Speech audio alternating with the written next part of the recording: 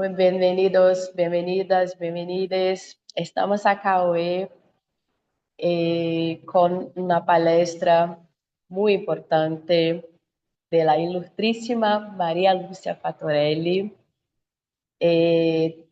Tenemos algunos problemas técnicos acá de Brasil, de mi persona. Entonces voy a estar sin imagen y solamente con la voz. En nuestro evento va a ser en portugués. Tenemos traducción simultánea en español. Para quem não me conhece, eu sou Lígia Machado, do movimento Dívida pelo Clima, Ave Ayala. E hoje a gente está recebendo Maria Lúcia Fatorelli nesse evento híbrido, que tem como tema central a anulação da dívida, auditoria cidadã da dívida pública já. Isso, caso brasileiro.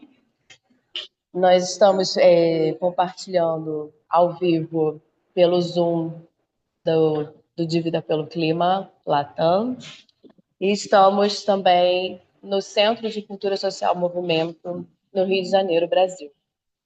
Nosso evento será de cerca de 1 hora, com meia hora de palestra, meia hora para perguntas.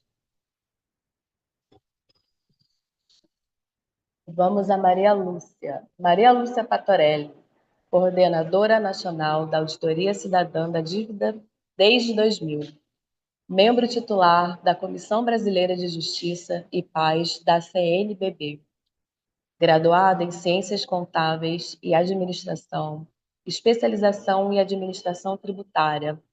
Foi auditora fiscal do Ministério da Fazenda, aposentada desde 2010. Atuou como membro da Comissão de Auditoria da Dívida do Equador, criada pelo presidente Rafael Correa, 2007-2008, e da Comissão de Auditoria da Dívida da Grécia, criada pelo Parlamento Helênico, em 2015. Assessorou a CPI da Dívida Pública na Câmara dos Deputados do Brasil, de 2009 e 2010, e a CPI da PBH Ativos S.A., que opera o esquema da securitização na Câmara Municipal de Belo Horizonte, em 2018. Membro temporário do Expert Group da UNCTAD ONU, Bruxelas 2009, Nova York 2011. Vários livros e artigos publicados no Brasil e exterior. Maria Lúcia Fatorelli, a palavra é sua.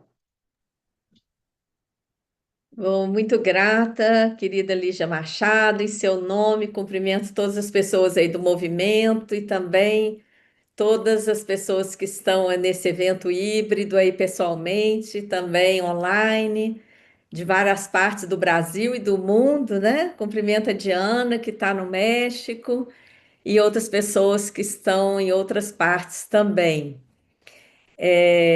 Eu gostaria de estão me pedindo aqui para confirmar o idioma que eu estou falando, então deixa eu confirmar aqui do lado. Pronto, acho que funcionou. Eu preparei uma apresentação para vocês, vou compartilhar aqui. Lígia, você me avisa que quando compartilha, às vezes eu não enxergo. Se ficou bom, tá? Me diga. Estão vendo direitinho? Tá direitinho. Então, pronto. Eu parabenizo, Lígia, você e toda a organização pela escolha do tema, né? A anulação da dívida, auditoria cidadã da dívida pública já.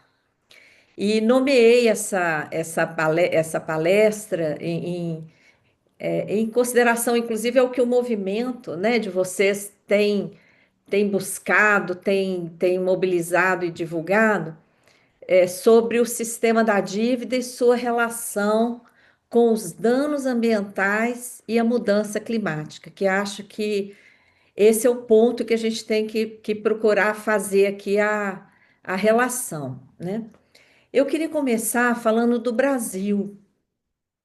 não é? Nosso país é o país da abundância, né? O Brasil é riquíssimo, não só em riquezas naturais, o que é evidente, né, para todo mundo que chega aqui, mas também nós temos imensas potencialidades econômicas, nós temos mantido mais de 5 trilhões em caixa, nós batemos aí recorde de exportação, tanto de grãos como de proteínas e também de minérios. Olha aí o faturamento dos setores. Ano passado, o agro faturou 153 bilhões de dólares aqui no Brasil.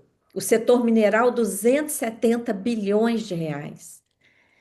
E nós praticamos aqui os juros mais elevados do mundo. E os bancos que atuam no Brasil batem recorde todos os anos. Esse ano passado foi recorde, ano atrasado foi recorde, sempre em relação ao ano anterior. Em 2024, o lucro dos bancos cresceu 24% em relação ao ano anterior. Então, é um país de imensa riqueza, mas nós vivemos um cenário de escassez. Eu digo cenário porque cenário é uma coisa diferente de realidade, né? Nossa realidade é de abundância, é de muita riqueza, mas nós ainda temos pobreza, miséria e até fome em nosso país. Vivemos sob um teto de gastos, o arcabouço. E, por outro lado, para o pagamento da dívida não tem limite, não é? O pagamento da dívida é livre, não tem controle, não tem limite. Então, a gente vive nesse paradoxo. Nós temos uma abundância imensa de um lado, não é? Com fila de pessoas para comprar Porsche, um carro de mais de 1 milhão de reais, iate, jatinho, tem fila de meses para a pessoa comprar isso, quer dizer, uma minoria, uma elite muito, muito rica, mas temos uma escassez para áreas essenciais. O IBAMA, né, porque eu foquei esse ponto, porque a gente está privilegiando o debate ambiental aqui, o IBAMA sofreu ano passado um corte de 19% nos recursos de combate ao fogo. E não por acaso tivemos muitas queimadas no país. Os entregadores do iFood e dos outros aplicativos de entrega de encomendas aqui no Brasil recebem uma remuneração baixíssima, estão fazendo uma mobilização e as grandes empresas deram um aumento patético para essas pessoas que correm risco de vida para prestar um serviço nesse trânsito, né, das grandes cidades. Esse ano, o governo já bloqueou 31,3 bilhões no orçamento federal. E, segundo o IBGE, a miséria e a pobreza atingem o menor patamar na história do Brasil. Esse dado é de 2022. Então, é um paradoxo inaceitável. E o que está por trás disso? O grande privilégio do que a gente chama de sistema da dívida, tá? O sistema da dívida é diferente de dívida pública. Eu criei essa expressão sistema da dívida para caracterizar esse funcionamento do endividamento às avessas aqui no Brasil, um endividamento que não tem contrapartida em investimentos, um endividamento estéril e que paga o maior juros do mundo. O que representa isso no orçamento federal pago, executado? Quer dizer, executado é aquilo que foi efetivamente pago no ano passado. O orçamento total do Brasil, ano passado, foi de 4 trilhões e 648 bilhões de reais. Desse total, quase 43%, 42,96%, equivalente a 1 trilhão 997 bilhões de reais, ou seja, quase 2 trilhões de reais, foram para gastos com juros e amortizações da dívida. Enquanto isso, A saúde ficou com um pouco mais de 4%, a educação com menos de 3%. E a gestão ambiental? Está ali, ó, naquele quadrado ali onde estão os outros que recebem de 0,5% para baixo. Olha ali, gestão ambiental, 0,3%. Né? Então, isso explica, em grande medida, o que está acontecendo no Brasil, não é? Não falta dinheiro no Brasil. Nós temos mantido mais de 5 trilhões em caixa, mas todo esse dinheiro tem sido colocado à disposição do sistema da dívida. Para a gestão ambiental, aquele 0,3% que eu mostrei na tela anterior, representa 14,2 bilhões de reais apenas. Foi o orçamento anual da gestão ambiental. E desses 14,2, 10,5 foram para o Fundo Nacional sobre Mudança Climática. Mas apenas 1 bi desses 10,5 bilhões foram liberados ano passado. Tá? E tem uma coisa que é muito grave, que o que não é liberado, o que não é gasto durante o ano, desde 2008 tem uma medida provisória que foi transformada em lei, que diz o seguinte: o que não é gasto durante o ano, o que sobra e que não está comprometido em restos a pagar, etc., passa-se um rodo e dedica para o pagamento da dívida. Então, o resultado disso é o privilégio, né, do sistema da dívida em detrimento de todas as áreas sociais. E a questão ambiental, então, nem se fala, está recebendo uma migalha. Lígia, eu vou depois entregar essas telas para você, viu? E as pessoas que quiserem também podem consultar essas telas, vão ficar à disposição na página da Auditoria Cidadã. Porque eu apresento muitos dados e eu não quero demorar muito aqui na apresentação, para que a gente tenha tempo para o debate. Então, vocês poderão revisitar essas telas depois, olhar esses dados, analisar com calma, viu? Olhem esse gráfico. Nós temos o chamado teto de gastos, o arcabouço, que incide sobre as despesas, as áreas sociais e sobre todo o financiamento do funcionamento do Estado brasileiro. Mas o rombo não está aí, onde existe o teto. Olha lá a reta do ano 2000 até agora, o que se gastou com educação, com saúde, lá embaixo, ó, é de 4% para baixo. O que se gastou com pessoal e encargos, que a grande mídia costuma falar que o problema é a máquina pública. Não, os gastos com a máquina pública têm caído, porque sequer atualização pelo IPCA tem sido concedida a funcionários públicos federais desde Dilma. Desde que a Dilma sofreu o golpe, para cá, o funcionalismo federal teve um pequeno reajuste inflacionário só agora no governo Lula, um pequeno, está com uma defasagem enorme. Tanto que vocês veem aí que a reta com os gastos com pessoal em cargos tem caído. Previdência social é um gasto que sempre aumenta, por quê? Nesse gasto aí com a Previdência Social estão os aposentados do regime geral, porque os aposentados do setor público estão ali em pessoal e em cargos. Nessa reta aí de Previdência estão só os aposentados do regime geral, que são aquelas pessoas que, quando estão na ativa, recebem o seu salário de empresas. É o setor privado que paga o salário delas. E quando elas se aposentam, a aposentadoria passa a ser paga pelo setor público. Então, é um gasto que surge quando as pessoas se aposentam. Por isso que sempre sobe, não é? Mas onde que está o rombo? Qual é o maior gasto? Sempre acima de 1,5 trilhão de reais. É o gasto com a dívida. E aí não tem limite, não tem arcabouço, não tem teto, não tem nada. Nós temos essa legislação do teto aqui no Brasil desde a Emenda Constitucional 95, aprovada durante o governo Temer, golpista.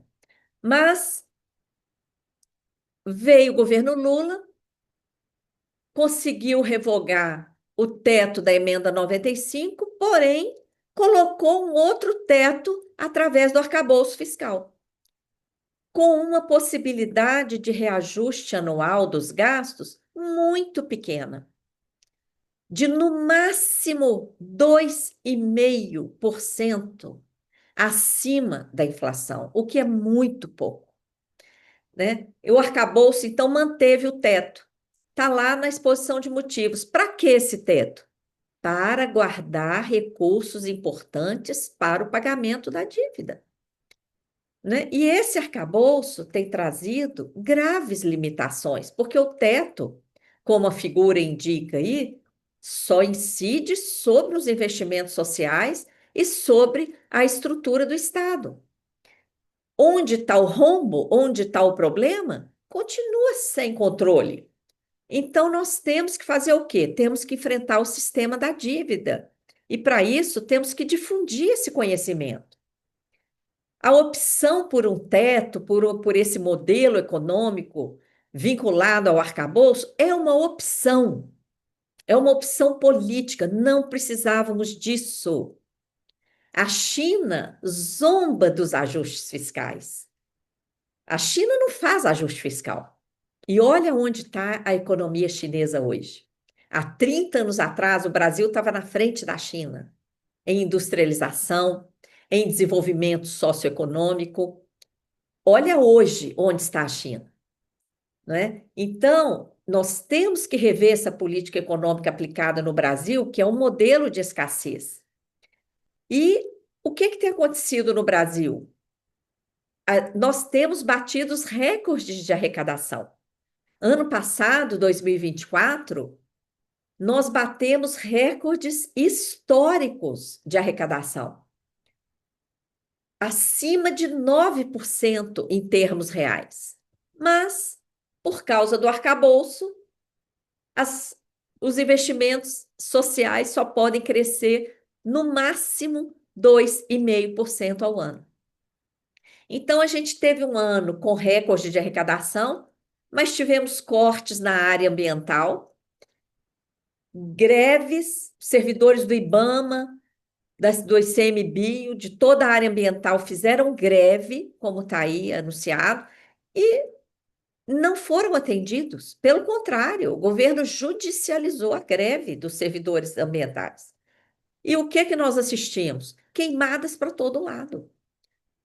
Porque o IBAMA sem verba, não é? Com orçamento, o orçamento do IBAMA já é mínimo. Vocês viram lá a destinação de recursos anualmente. Daquele mínimo, apenas uma pequena parte foi liberada e outra parte foi cortada, né? O problema do Brasil, então, não é a falta de recursos. Destinamos 2 trilhões para o pagamento de juros e amortizações da dívida ano passado. Enquanto isso, 137 bilhões foram destinados à educação, apenas 2,97%, e 193 bilhões para a saúde, que é pouco mais de 4%. Para a gestão ambiental, 14,2 bilhões. Não é? Então, é muito pouco, né? E agora a gente ainda está correndo um risco. Porque dentro dessa lógica do arcabouço, que tem um teto geral, as áreas sociais ficam disputando recursos entre si. Nós temos uma previsão constitucional no Brasil que garante um piso mínimo para saúde e educação. Diante da lógica do arcabouço, que tem um teto, já se fala em rever aquela garantia constitucional de piso para saúde e educação. Porque a lógica é exatamente inversa, né? A lógica do piso é em educação e saúde tem que gastar daqui para cima. E a lógica do teto? É o contrário, tem que gastar do teto para baixo, né? Então, essa incompatibilidade dessas lógicas aí, em vez de revogar essa legislação do arcabouço que está nos julgando nesse cenário de escassez, o que que o governo está dizendo que vai fazer? Vai rever os pisos da saúde e educação. Então, gente, é muito grave isso, porque a desigualdade social no Brasil é alarmante, não é? Num país tão rico como o nosso. E quando a gente olha para a questão ambiental, a gente vê a falta de servidores para fiscalizar e para cobrar multas. Tem concurso realizado, mas ainda não chamaram os servidores. Nós vimos uma notícia alarmante essa semana de que vão chamar terceirizados, sendo que tem um concurso regular já finalizando. Vão chamar terceirizados, tá? Olha o risco disso para nós, gente, para a população. Mesmo com pouca gente, nós vimos aí a ex-presidente do IBAMA dizendo que o número de fiscais do IBAMA é insuficiente e o trabalho que o IBAMA ainda consegue fazer é praticamente um milagre. Depois vocês podem acessar essa entrevista dela à TV Cultura. É praticamente um milagre, né? Ano passado houveram esses cortes todos.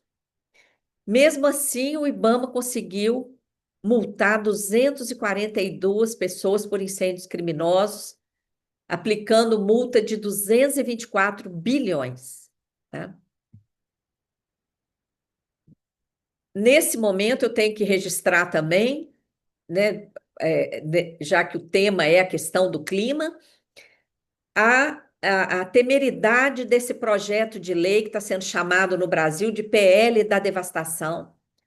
Já foi aprovado no Senado Federal, está para ser votado esses dias na Câmara dos Deputados.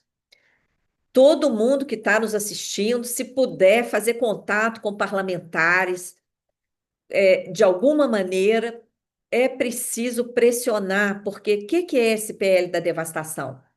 Ele vai deixar os próprios empreendedores, os empreendedores do agro, da mineração, de qualquer coisa relacionada à exploração que dependeria de licenciamento ambiental, vão instituir uma autoliberação. Essas pessoas vão poder dizer: não, está tudo bem com o meu empreendimento.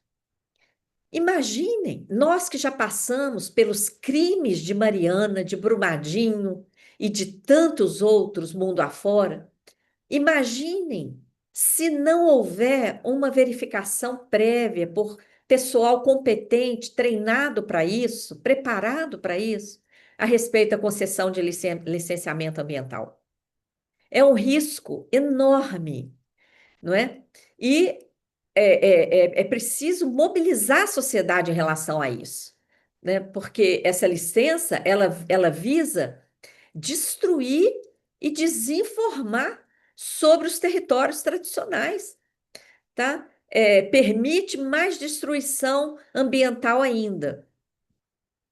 Não poderia deixar de citar isso também. E no meio desse cenário alarmante, a gente ainda tem pessoas como esse Luiz Carlos Molion, que é um meteorologista, um professor aposentado da Universidade Federal do Alagoas. Ele se coloca como especialista em clima, porque ele é meteorologista, e fala que o homem não tem capacidade de mudar o clima global. Como assim? Não é? Então, esse negacionismo é alarmante. E pessoas como essa recebem altas remunerações para fazer palestras em grandes eventos do agro, não é? Que tem muito dinheiro. Nós vimos lá numa das primeiras telas o faturamento com exportação ano passado, não é? Cento e tantos bilhões de dólares. Então, esse pessoal está com muito dinheiro. e as nossas florestas estão sendo devastadas com grande dano, não só à natureza, não é? Porque derrubam tudo, contaminam o solo, contaminam os rios, prejudicam as populações, os povos tradicionais que vivem nesses locais devastados, e também as populações ribeirinhas, pescadores, etc. Então, o que que a gente precisa fazer? Informar cada vez mais. Por isso que eu aceitei e fico muito honrada de poder participar desse evento. E o que está por trás de todo esse desmonte, não é, da área ambiental, da fiscalização ambiental, da estrutura do IBAMA, do ICMBio e dos demais órgãos ambientais no Brasil? O que está por trás disso? Falta de recurso. Mas no Brasil não falta recurso. Se a gente destinou 2 trilhões para a dívida e ainda tem 5 trilhões à disposição na gaveta, não falta dinheiro. Que dívida é essa? O Tribunal de Contas da União já afirmou que a dívida federal não tem servido para investimento no país. Então, se ela não tem servido para investimento, para que ela tem servido? A Auditoria Cidadã da Dívida tem cartilha como essa aí do lado, que está disponível gratuitamente no nosso site, auditoriacidadã.org.br. Nós temos curso à distância, que as pessoas podem se inscrever também para fazer o nosso curso à distância, porque, pessoal, nós precisamos difundir o papel do sistema da dívida no nosso país. Isso não sai no jornal.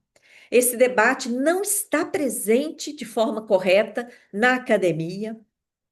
Então, nós temos que contar com a base da sociedade. A gente tem que divulgar isso cada vez mais. Se a dívida não tem servido para investimentos, para que ela tem servido? Para alimentar mecanismos financeiros, que eu vou falar em seguida. Ela tem sido um veículo de transferência de recursos públicos para bancos, que batem recorde em cima de recorde de lucros. Essa dívida tem sido a justificativa para o teto de gastos, para contrarreformas, para privatizações, e todo ano consome a maior parcela do orçamento federal, não é? Nessa tela aqui eu mostro uma apresentação do Tribunal de Contas da União ao Senado, quando ele colocou nenhuma despesa orçamentária classificada como investimento foi custeada com recurso de emissão de título. Então já está aí a fonte. Nenhuma. Vocês estão vendo a palavra aí? Nenhuma. Então é uma dívida estéril e que tem toda essa abrangência, está por trás desse modelo econômico da escassez e consome a maior parte do orçamento federal todo ano.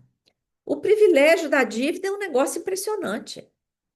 Além dela absorver a maior fatia do orçamento, como o gráfico que eu já mostrei, ela se apodera praticamente de todos os recursos obtidos com a venda de títulos públicos. Então, a gente está emitindo mais dívida, aumentando o estoque da dívida para pagar juros, juros sobre juros. Essa dívida avança também sobre recursos de fontes distintas da emissão de títulos, recursos que deveriam ser destinados para investimentos sociais. Outro privilégio, tudo que os estados pagam para a União, da chamada dívida dos estados, a União só pode destinar para pagar a dívida. Todo lucro das estatais também, e lucro do Banco Central, quando tem, vai para pagar a dívida. Você já deve ter visto propaganda quando anuncia o lucro da Petrobras? Sempre a grande mídia fala: ah, mas boa parte desse lucro vai para o governo federal, porque uma parte da Petrobras ainda é pública. Aí não vai para o governo federal, vai para pagar dívida. Lucro de estatal aqui no Brasil, por lei, vai para pagar dívida. Além disso, todo aqueles 5 trilhões que a gente tem em caixa, na conta única do Tesouro, no Banco Central e em reservas internacionais, tudo à disposição da dívida. E mais ainda, toda vez que o juro está alto demais, como agora, Selic a 15% ao ano, um escândalo, o mercado financeiro quer comprar título. Então, o Tesouro Nacional vai lá, vende título, fica com o dinheiro em caixa. Para quê? Para dar segurança ao mercado, é o que eles chamam de colchão de liquidez, para pagar os juros. É muito privilégio. Enquanto nós temos aí uma desigualdade social brutal, gente morrendo sem acesso à saúde, sem educação, passando até fome no nosso rico país, tá? Então, é um escândalo esse privilégio do sistema da dívida. Entre os mecanismos aí do sistema da dívida, eu queria ressaltar a Bolsa Banqueiro, porque a Bolsa Banqueiro é o mecanismo mais escandaloso, são vários mecanismos. Eu queria ressaltar apenas esse, porque esse, na minha opinião, é o mais escandaloso de todos. Porque é uma remuneração, essa Bolsa Banqueiro, paga aos bancos sobre um dinheiro que sequer pertence a eles. É uma remuneração paga sobre um dinheiro que pertence à sociedade, às pessoas, às empresas e aos órgãos públicos, tá? Todo o nosso dinheiro que está depositado nos bancos ou aplicado, ele deveria retornar para a sociedade por meio de empréstimos, para o dinheiro circular na economia, gerar emprego, renda, e desenvolvimento socioeconômico e ambiental. Mas não é isso que acontece no Brasil. Os bancos pegam essa sobra de caixa e depositam no Banco Central. O Banco Central entrega títulos públicos para os bancos. Não vende, não. É uma operação de troca compromissada. Enquanto os bancos estão de posse dos títulos, eles recebem juros diários. Essa operação pode durar um dia só. Então, eu pergunto a vocês, o que que justifica remunerar os bancos sobre um dinheiro que sequer pertence a eles? Isso não tem lógica, isso é uma benesse. Por isso que a gente chama de bolsa banqueiro. E essa bolsa banqueiro, ano passado, custou 225 bilhões de reais.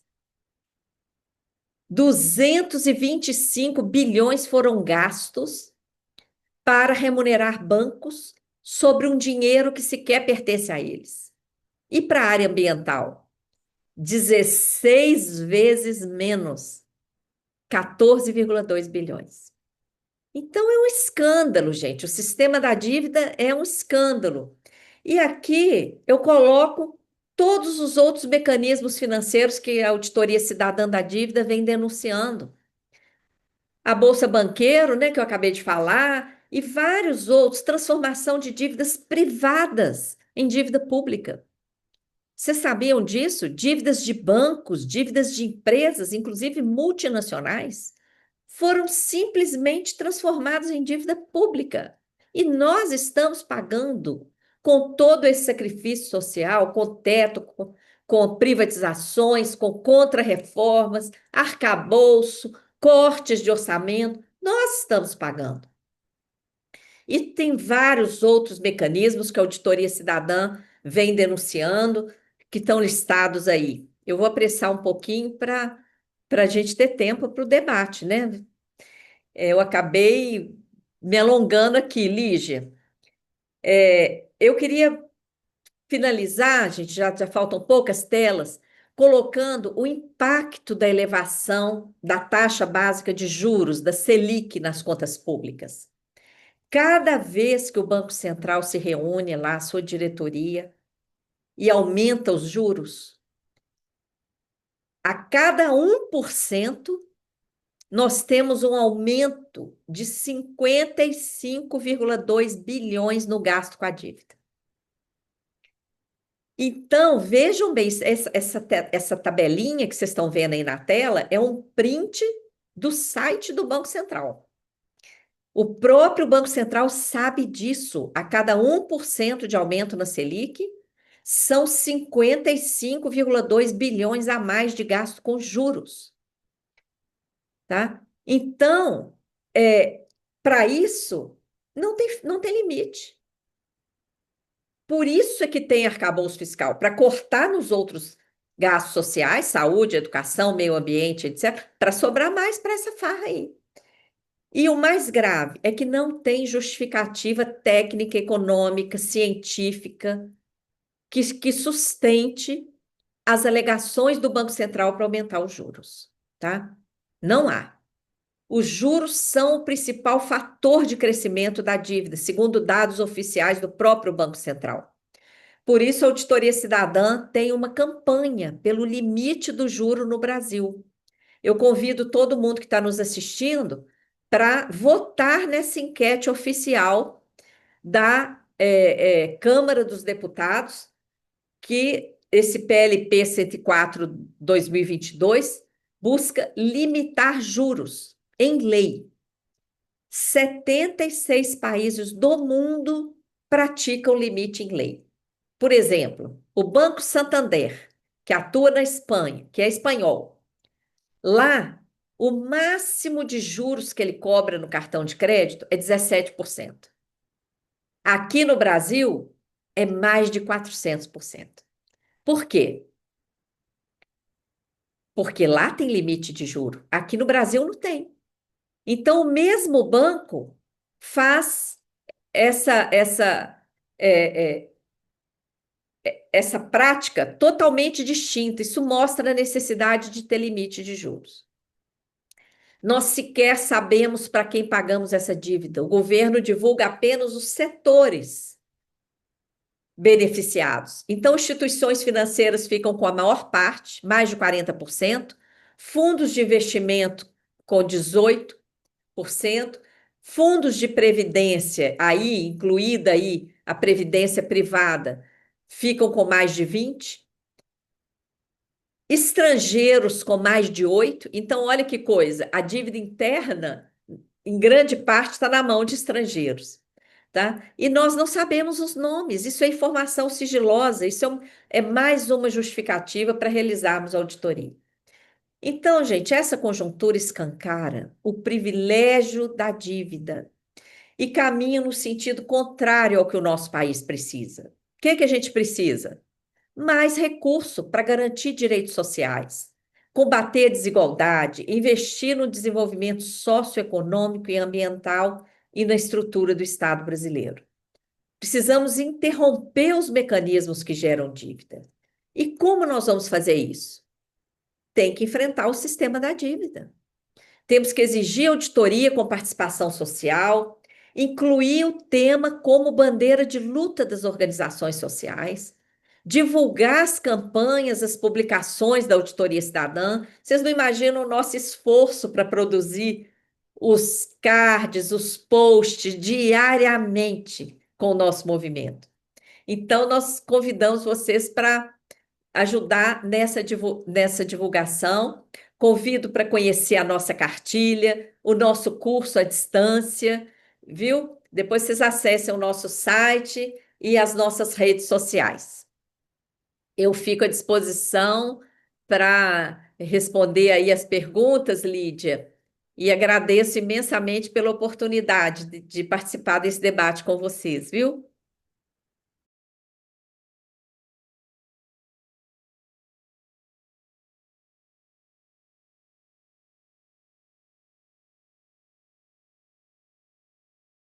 Lígia? Lígia, me ouve? Olá, gente. Eu havia saído, desculpa, foi sem querer. A gente já está chegando nessa parte final, né, dos debates. Agradecer mais uma vez a Maria Lúcia Fatorelli por essa palestra maravilhosa. E foi formulado, né? Eu formulei 3 perguntas que muito do que o que vai ser perguntado também já foi falado, mas se como Maria Lúcia falou, né, assim para dar uma fixada maior, né? Então, vamos lá as perguntas. Qual é a relação de dívida pública e desigualdade social?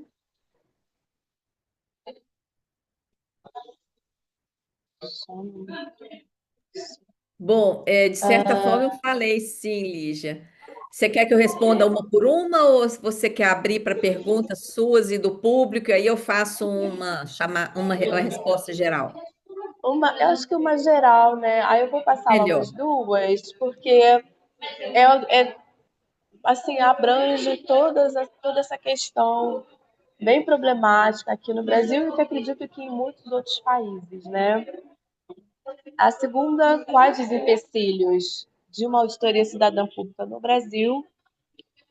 E no caso da CPI, qual foi o legado da CPI?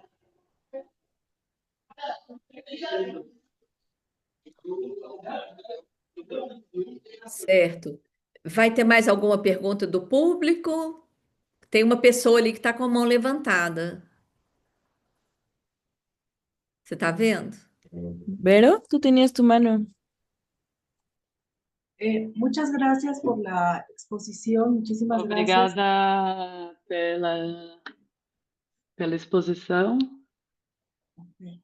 Eh, Pueden, en- pueden escuchar en portugués la interpretación si activan los subtítulos abajo. Ya, gracias, Vero, continúa. sí, pues hemos tenido la oportunidad desde Deuda por Clima, yo soy de México, de Graças leer por la oportunidade. un libro de Eu he Auditoría leído tu Ciudadana. livro, Auditoria Y bueno, Ciudadana. yo quisiera primeramente saber si, bueno, si es concreto el que Brasil Quis- tenga una enmienda Quisiera saber se constitucional Brasil tem uma emenda sobre las constitucional auditorías sobre as ciudadanas auditorias y eso ciudadanas. ha Ah, facilitado e se, la ejecución de las mismas. e se tem. Y, é, não sei se a Maria Luísa entendeu, se o Brasil tem. y bueno, también comprendo que Vero, bueno, estas. perdona, es que tuve problemas la interpretación. ¿Podrías repetir tu pregunta, por favor? Gracias. Claro. Bueno, entiendo que Brasil tiene Entendo que o Brasil tem una enmienda constitucional en su uma emenda constitución política constitucional na Constituição Política que favorece las auditorías ciudadanas. que favorece as auditorias cidadãs. Entiendo que es el único país, ¿no? Entendo Entonces, que é o si único país eso, que tem isso. si eso ha facilitado la ejecución, Isso facilitou a participación execução da ciudadana. participação cidadã. Y bueno, también en cuestión de E em termos las acciones del FMI das transações do FMI, sobre las imposiciones rigurosas de estos sobre as planes de imposições ajuste y la defensa rigorosas de dos los ajustes intereses privados. e a defesa dos interesses privados. En tu libro mencionas No seu una livro você cláusula de menciona acción colectiva de los bonos uma ação coletiva deuda soberana. Si nos puedes dar un desses bônus. ejemplo Se en el você contexto pode si es que lo hay dizer, en Brasil, un ejemplo. compartilhar Y exemplo. también, si nos pudieras hablar un poco E também se você pudesse contar pouco, también en tu libro mencionas que também você no livro menciona. ¿sí se me escucha, perdón? Sí, Vero. Ok, sí. Bueno, voy hablando despacio. Sí, hay un estudio que tú mencionas sobre una Tem red estudo que global você de menciona consejo operativo sobre de uma rede de relaciones de propiedad entre todos estos sectores uma rede financieros. de relações. Explicarnos este Se estudio de você la red puder global de control cooperativo, porque eso nos explicar daría esse estudo, pues un ejemplo mucho más claro de cómo Esse seria um exemplo mais claro de estos grandes actores financieros controlan a los países. como esses grandes atores financeiros controlam um país. Gracias, obrigada. Obrigada.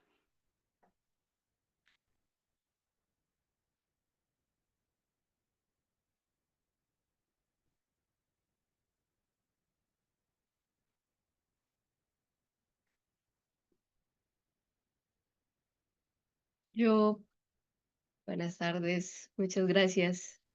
Boa Mi tarde. nombre es Margarita Cruz, hago Meu nome parte é de Deuda por Margarita, Clima Colombia.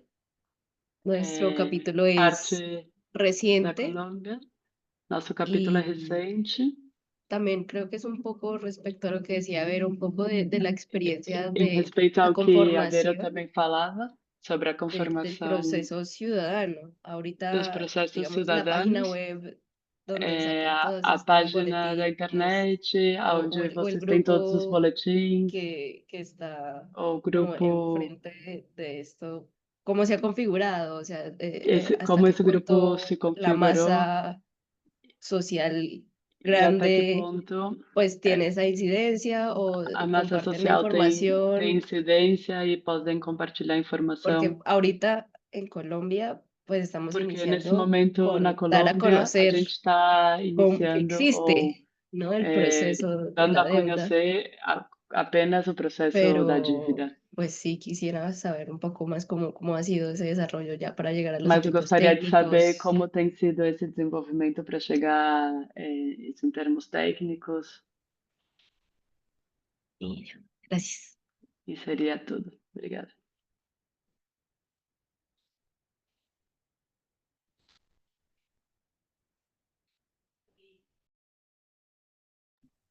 Perfeito. Mais alguma questão?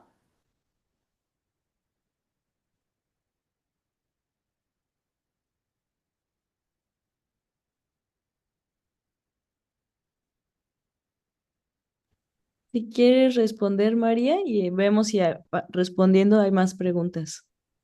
Ok. Bom, muito importante, muito grata pelas questões colocadas. Bom, a relação aqui no Brasil da dívida com a desigualdade social é direta, não é? Vocês viram aí o gráfico do orçamento que eu mostrei, a dívida fica com a maior parte dos recursos. A dívida dirige o modelo econômico, nosso modelo econômico é todo ditado pelo sistema da dívida, é a dívida que impõe essa política do teto de gastos para que sobrem mais recursos para a dívida, é o sistema da dívida que impõe os cortes, as contrarreformas, as privatizações. Então, tudo isso está ligado com a desigualdade social, porque acaba que inibe os investimentos sociais. E as políticas públicas ficam com migalhas, enquanto a maior parte dos recursos vai para esse pagamento da dívida. Em relação aos empecilhos, Lígia, aqui no Brasil, como a pergunta da Vero, aqui no Brasil, a nossa Constituição Federal tem um dispositivo, é o artigo 26 do Ato das Disposições Transitórias. Esse dispositivo está lá desde 1988 e até hoje não foi cumprido. Então, Vero, esse dispositivo não facilita a auditoria cidadã aqui no Brasil. É o contrário. A auditoria cidadã foi criada para exigir o cumprimento da Constituição. Tá? Nós começamos a organizar, eu já vou entrar um pouco no que a Margarida perguntou, como que surgiu isso, e está ligado também com a questão da desigualdade. Margarida, na década de 90, aqui no Brasil, nós estávamos no governo de Fernando Henrique Cardoso, salários de trabalhadores, tanto do setor público como privado, congelados, tá? Porque no início da década de 90 veio o Plano Real e proibiram corrigir qualquer coisa. A única coisa que tinha correção era a dívida, tá? Então, tudo congelado, aquela privatização em massa que foi implementada por Fernando Henrique Cardoso, e a dívida explodindo, e a desigualdade social aprofundando brutalmente. Então, naquela época, movimentos sociais se organizaram para realizar um plebiscito popular, assim que tudo começou. Há 25 anos atrás, no ano 2000, um grande plebiscito popular convocou a sociedade a responder 3 perguntas. Uma delas era: você concorda em continuar pagando a dívida sem realizar a auditoria que está prevista na Constituição Federal? Eu falo nós porque na época eu era sindicalista e também participei desse processo. Sindicatos, associações, igrejas, organizações sociais, a Confederação Nacional dos Bispos do Brasil, a Ordem dos Advogados do Brasil. Foi uma grande mobilização social para organizar aquele plebiscito. E olha que lá no ano 2000 não existiam redes sociais. Os votos foram coletados em papel, nas ruas. E a gente fazia o debate em praças, na porta dos sindicatos, na porta de igrejas. Conseguimos coletar mais de 6 milhões de votos. Aqueles votos foram entregues na sede dos poderes executivo, legislativo, judiciário, em Brasília, nossa capital federal, e absolutamente nada aconteceu. Então, após essa omissão dos órgãos oficiais, dos poderes institucionais, diante daquela grande mobilização social, todas as organizações que tinham se envolvido na organização daquele plebiscito se reuniram e falaram: e nós? Nós também não vamos fazer nada diante dessa grande resposta da sociedade? Nós temos que fazer alguma coisa. E daí que surgiu a ideia de montar uma auditoria cidadã, uma auditoria feita por cidadãos e para os cidadãos. E houve então uma convocação de voluntários e voluntárias. Como na época eu já estava participando do processo, cheguei a redigir uma cartilha em apoio ao plebiscito, me pediram para coordenar o movimento, porque eu fui auditora de profissão, eu trabalhei como auditora fiscal do Ministério da Fazenda aqui no Brasil. E eu aceitei ser coordenadora provisoriamente, mas fui ficando e estou aí há 25 anos coordenando esse movimento. E como vocês podem ver em nossa página, com muita mobilização. A gente vai lançar um novo livro agora em setembro, por ocasião dos nossos 25 anos de luta, em que eu resgato essa trajetória. Com esse objetivo, Margarida, não de ficar nos vangloriando do que a gente conseguiu fazer. O nosso objetivo é inspirar pessoas como você, que está iniciando esse movimento aí na Colômbia, a ver que é possível fazer. E talvez vendo os passos que a gente deu, alguma coisa pode ser útil para você aí. A nossa ideia é essa, tá? Então, foi assim que tudo começou, de um grande plebiscito que surgiu exatamente do aprofundamento da desigualdade social ali naqueles anos de Fernando Henrique.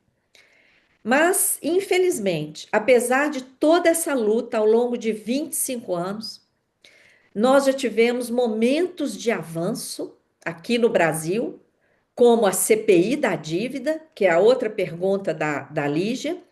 A CPI, o que é CPI? É Comissão Parlamentar de Inquérito.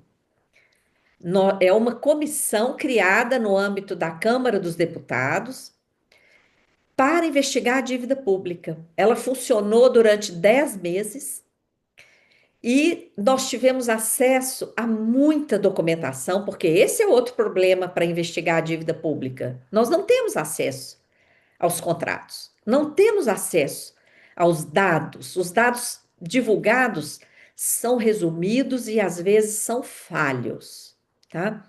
Então, é um trabalho realmente muito grande. Eu sou auditora de profissão, mas eu mesma digo, não precisa ser auditor para auditar a dívida. Basta a pessoa ter vontade e paciência para buscar os dados nos sites, ler os documentos, que sempre são grandes, para desanimar, propositalmente para nos desanimar. Porque, gente, quem está ganhando com isso é uma minoria de riquíssimos. E eles estão muito confortáveis. E eles têm todo o poder, não só o poder financeiro. Eles, justamente pelo imenso poder financeiro, eles influenciam todo o poder político.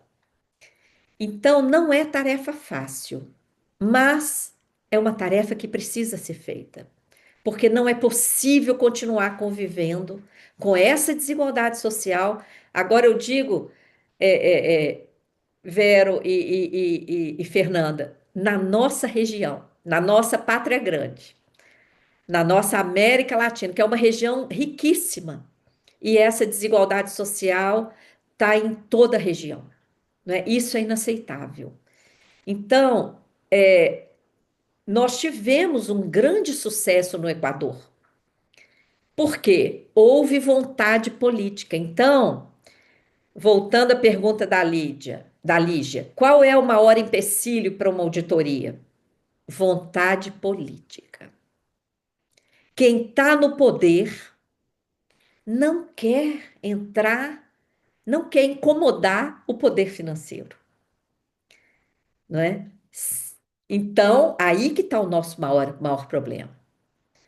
O presidente Rafael Correa, que não se submete e não se submeteu ao mercado financeiro, fez um decreto presidencial, criou uma comissão, convocou cidadãos e cidadãs equatorianas e estrangeiras.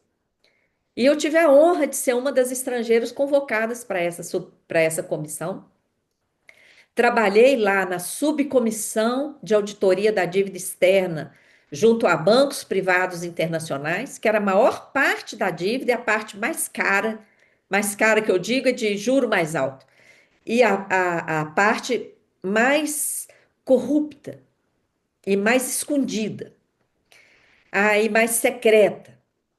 E olha, nós descobrimos muita coisa a ponto de respaldar o ato soberano tomado pelo presidente de anular 70%, que levou à anulação de 70% daquela dívida, tá? E exatamente essa anulação aconteceu nesse grupo da dívida externa, junto a bancos privados internacionais. Os bancos privados internacionais são os maiores credores aqui no Brasil também, historicamente, e creio que em todos os países da região, porque eles dominam esse mercado. E esse endividamento externo na América Latina, ele foi todo implementado a partir da década de 60. Esse ciclo que a gente vive é de 1960 para cá, na região. Nós já vimos isso no Brasil, no Equador, na Argentina, na Venezuela. Então, eu creio que a coisa se repete, porque é muito igual, tá? Então, o legado que aquela CPI trouxe aqui no Brasil foi um grande acesso à informação. Nós publicamos várias análises técnicas da dívida externa, da dívida interna, da dívida dos estados, e, infelizmente, não houve vontade política para dar seguimento e transformar aquilo ali numa auditoria. A documentação foi entregue ao Ministério Público na época. A Auditoria Cidadã chegou a ser convocada a fazer relatórios específicos para o Ministério Público, mas a coisa não avançou. Anos depois, o então procurador-geral chegou a dizer que se arrependeu de não ter avançado com aquelas investigações. Então, infelizmente, o maior empecilho no Brasil tem sido falta de vontade política e falta de consciência em relação a esse tema.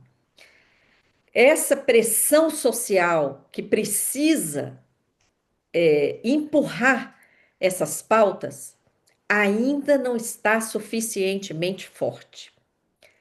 Agora, com essa questão do arcabouço, com essa limitação brutal de recursos, muitas entidades, sindicatos, associações passaram a pautar mais o tema da dívida. Mas não havia essa compreensão, tá? Pelo contrário, muita gente nos criticava. Falava, não, Maria Lúcia, a dívida não é problema. A dívida é em reais. Ora, então, para que todo esse arcabouço? Para que todo esse sacrifício? Por que nós continuamos privatizando, não é? Então, a dívida é um grande problema. E agora, com todo esse arroxo, apesar da gente ter um governo, não é, como o governo Lula, o arroxo continua. Então, com isso, as pessoas estão percebendo mais o papel do sistema da dívida. E o que eu acredito é que o que vai fazer realmente diferença é a conscientização social de baixo para cima. Por isso que a gente já vem lutando há 25 anos e vamos continuar lutando, tá? Com relação à Constituição Federal, Vero, o Brasil não é o único país. Foi incluído no Equador a obrigatoriedade de fazer uma auditoria periódica da dívida pública. Então, consta da Constituição Federal Equatoriana, promulgada em 2008, no mesmo ano em que foi concluída a auditoria lá, essa previsão constitucional para uma auditoria, tá? A questão das imposições do FMI, aqui no Brasil, essas imposições, elas passaram a ser feitas na década de 80, né, logo após aquela grande crise da dívida provocada pelos bancos privados internacionais. Em 83, o Brasil fez a sua primeira carta com o FMI. Interessante que a primeira carta da Argentina também foi em 83, do Equador também em 83, da Venezuela. Então, a história é impressionante como ela se repete nos nossos países, porque era um endividamento criado de fora para dentro, né? Então, o FMI começou com as suas imposições na década de 80, seguiu na década de 90. O que aconteceu nos anos 2000?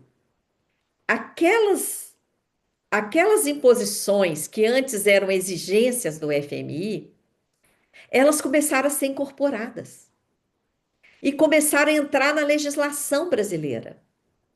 Nós tivemos aqui no Brasil, no ano 2000, a aprovação da Lei de Responsabilidade Fiscal. A mesma coisa na Argentina, no Equador, na Venezuela, provavelmente no México, na Colômbia, Lei de Responsabilidade Fiscal. Foi uma lei imposta pelo FMI, que praticamente colocou no texto legal aquilo que antes vinha como imposições através de cartas de intenções com o FMI. Passou a coisa, as imposições passaram a fazer parte da lei, da legislação local. Então, aquele limite para gastos com pessoal, limites obrigatórios, né? E olha o nome que dão: responsabilidade fiscal. Quem vai ser contra a responsabilidade fiscal? Mas quando você olha a lei, não é disso que se trata. Por exemplo, a lei fala aqui no Brasil que o Banco Central pode ter o prejuízo que for com as suas operações e esse prejuízo vai ser assumido pelo Tesouro Nacional. Então, o que que há de responsabilidade nisso? O que que há de responsável? O Banco Central, aqui no Brasil, ele faz contratos sigilosos do chamado swap cambial, contratos em que ele garante a variação do dólar. O dólar subiu, o Banco Central paga a diferença. O dólar caiu, o Banco Central paga a diferença. Como? Apura perdas, apura prejuízo. Joga esse prejuízo todo para o gasto com a dívida. Isso é ser responsável? E outras operações altamente questionáveis. A Bolsa Banqueiro.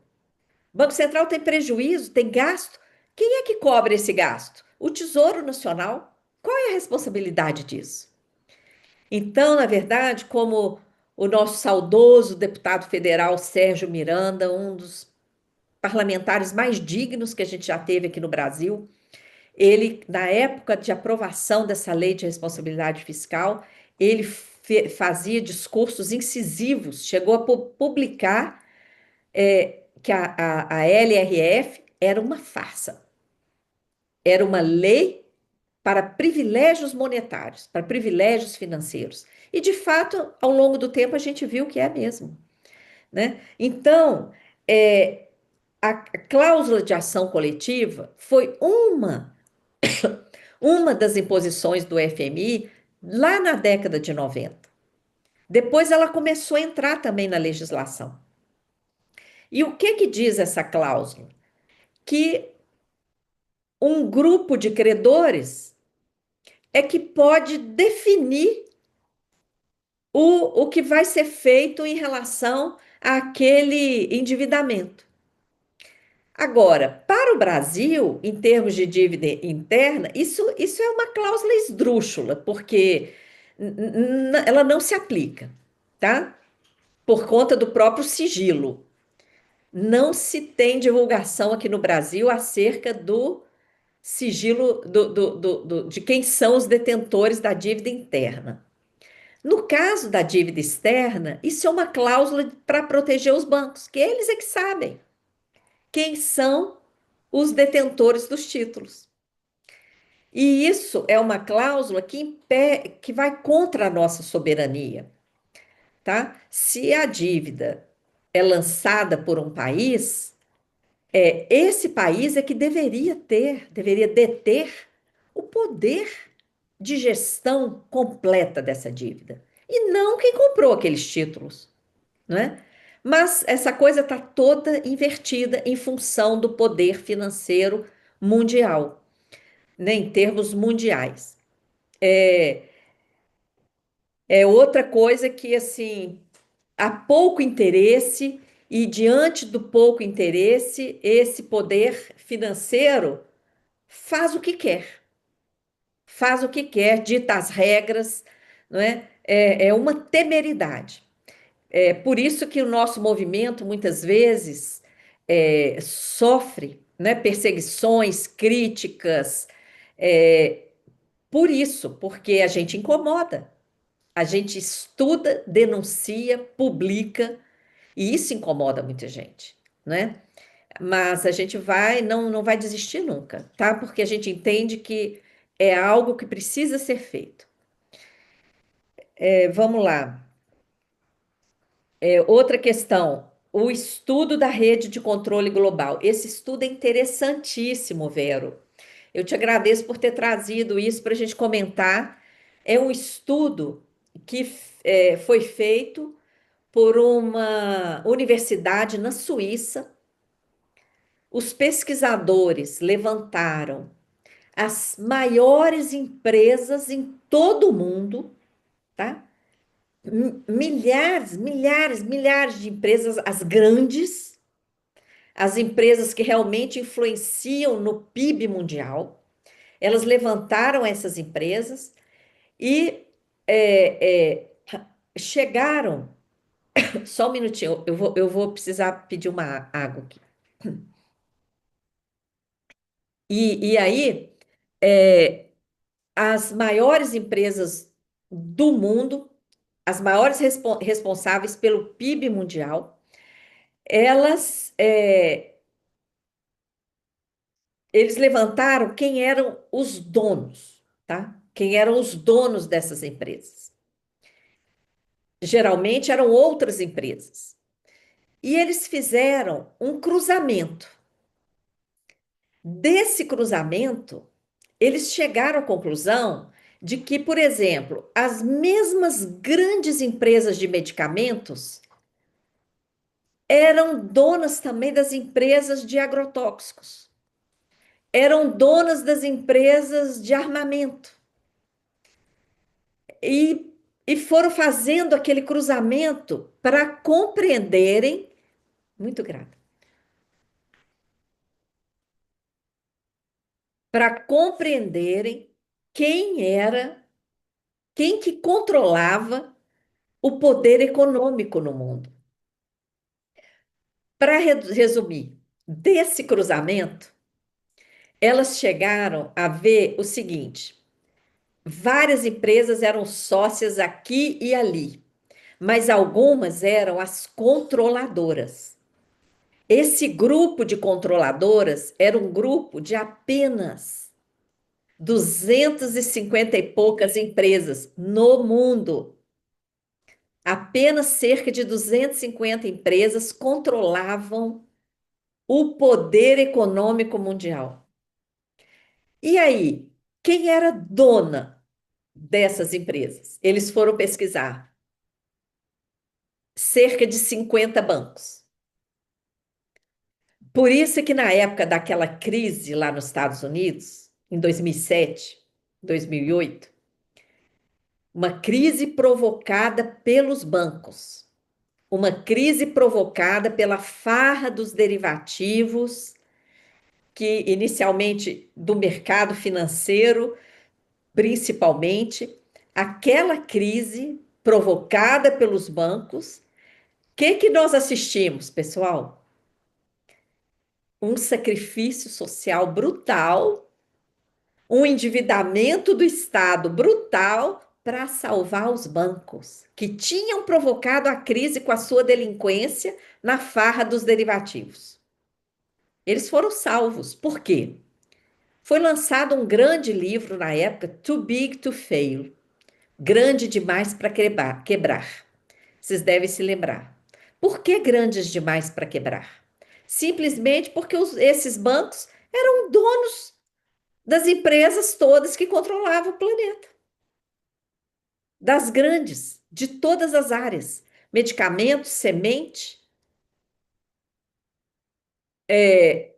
armamento, energia, enfim, todos os grandes negócios estavam na mão de 50 bancos.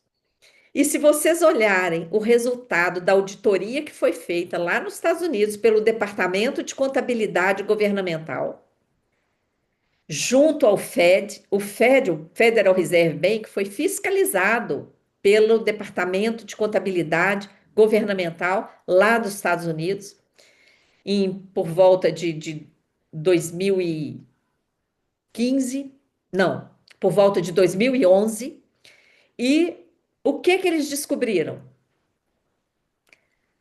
Os bancos que receberam ajuda ali em 2007, 2008, eram os mesmos bancos que coincidia direitinho com a lista daqueles 50 bancos que comandavam o mundo.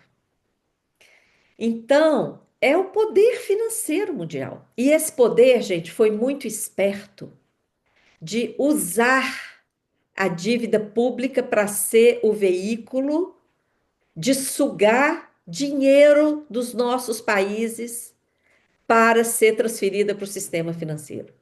Eles foram muito espertos de escolher a dívida para ser o veículo do roubo, porque dívida é uma coisa que todo mundo respeita.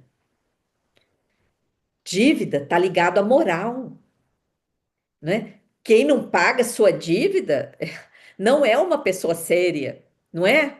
Todo mundo, todos nós, quando temos uma dívida, ficamos preocupados. E ninguém pensa em auditar a dívida, porque dívida para nós, na nossa vida pessoal, é algo que surge diante de um recebimento de um empréstimo, de um dinheiro. Então, você pegou um dinheiro, o que que você tem que fazer? Você tem que devolver aquele dinheiro. Para nós, isso é que é dívida, não é? Todo mundo na sua vida já pegou um dinheiro emprestado, já emprestou um dinheiro ou conhece alguém que fez isso.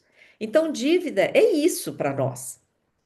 Só que no caso da dívida pública, vocês viram aí na apresentação, não tem contrapartida, não tem entrega do dinheiro, tem mecanismos financeiros criados por esse grande poder. E esses mecanismos vão ficando cada vez mais complexos. Né? Lá na auditoria da dívida da Grécia, por exemplo, eu descobri o esquema de securitização. Descobri lá. Depois eu vi que é um esquema que estava funcionando aqui no Brasil, mas ainda não estava na lei. O que que aconteceu? Depois que a gente começou a denunciar, surgiu o projeto de lei. A auditoria da Grécia foi em 2015, a gente começou a denunciar, em 2016 surgiu o projeto de lei para legalizar o esquema. O esquema já estava funcionando e sequer existia lei para autorizar. O projeto surgiu em 2016. Então, é assim que funciona o poder financeiro, gente. Sem escrúpulos. E usa a dívida pública para roubar os nossos países, para provocar desigualdade social numa região riquíssima como a nossa América Latina, né? Então a gente tem que continuar denunciando isso, tá? Bom, eu creio que eu respondi as perguntas, né? A da Margarida eu respondi lá atrás, como organizar, eu contei um pouco do que a gente fez e já convido todos vocês a partir de 1º de setembro. Nós vamos ter as comemorações dos 25 anos da Auditoria Cidadã. Numa live, no dia 1º de setembro, às 19 horas, eu vou fazer o lançamento do livro da nossa trajetória, contando essa história, como tudo começou, nossos primeiros passos, e a gente vai contar a nossa trajetória através das nossas publicações. Então, eu já deixo aqui o convite para todas e todos que estão aqui presentes participarem. Bom, gente, tudo que é bom dura pouco. Chegamos ao final da nossa palestra e vamos para os agradecimentos. Né? O nosso movimento de Vida pelo Clima, ele agradece muito a brilhante palestra de Maria Lúcia Fatorelli, da Associação Sem Fins Lucrativos Auditoria Cidadã da Dívida. Também agradecemos à nossa tradutora simultânea, Fernanda Barreto, ao movimento, ao Centro Cultural Social Movimento e ao público que esteve presente no Centro Cultural Social Movimento e que esteve junto com a gente na internet. Muito grata, querida Lígia, pelo convite para estar aqui com vocês, viu? Também quero agradecer a Fernanda, que prestou esse grande serviço de traduzir, incluindo nossos irmãos e irmãs aí que estiveram presentes e que precisavam da tradução para o espanhol. Gratidão, Fernanda, e gratidão a todas as pessoas, né, que estiveram aqui com a gente, que vão assistir depois. Aguardo vocês nas redes sociais da Auditoria Cidadã. Forte abraço. Forte abraço, gente. A luta é todo dia, estamos todas, todos e todes em união contra esse massacre capitalista que insiste em manter milhões, bilhões de pessoas na miséria para que uma pequena parcela da sociedade possa ter benesses irrestritas.